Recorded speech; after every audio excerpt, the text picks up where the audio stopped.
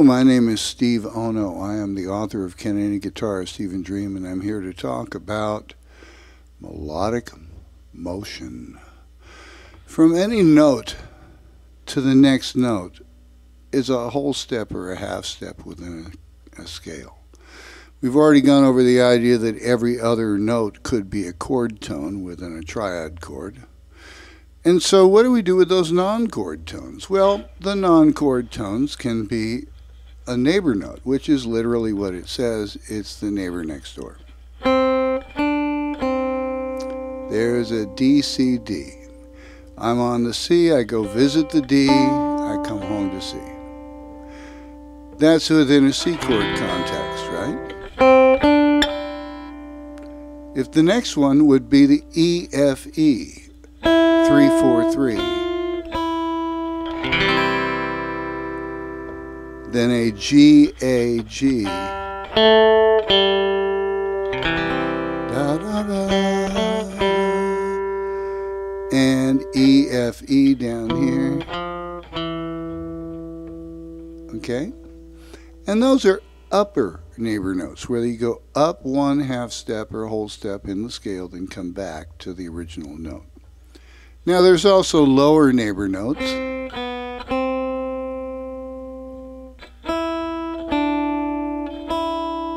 So B, C, B, C, E, D, E. I go down from E to D and then come back up to the E. I visit the D. And then G, F, G.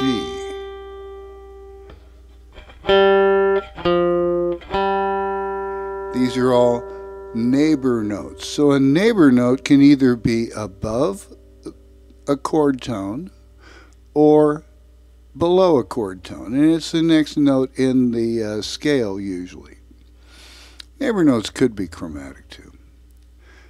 Now what happens if instead of going up and coming back down, I go through it to the next note? That would be using the non-chord tone as a passing tone.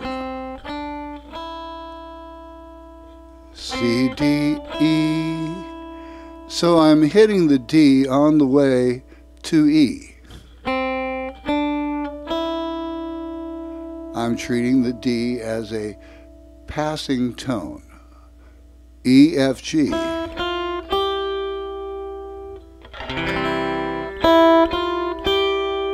So F is a passing tone, E and G are chord tones. If I'm going from a G to a C, I've got a couple of them. I can either do the G, B, C, or G, A, C. Now, I could use both actually, but it's a little much.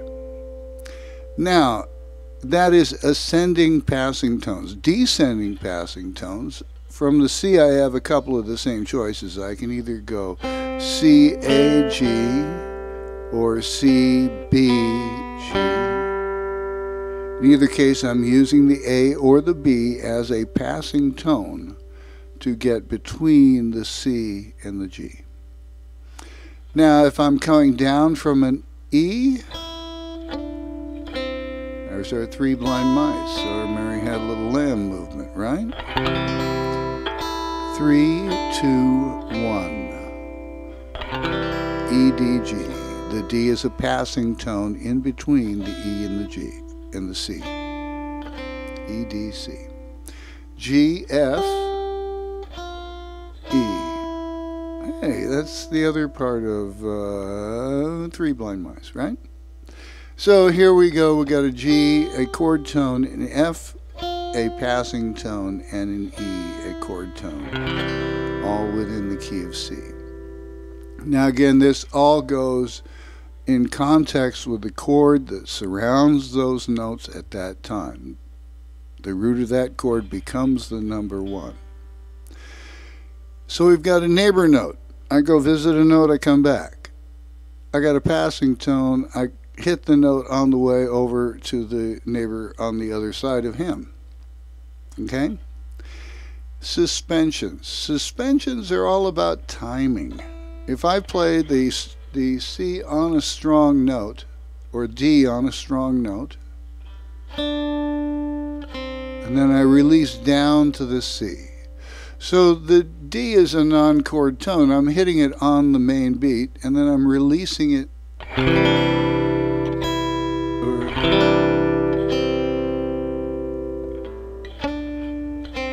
D, C. So another form of suspension, that would be the 2-to-1 suspension, D to C in the key of C. A 4-3 suspension, F to E.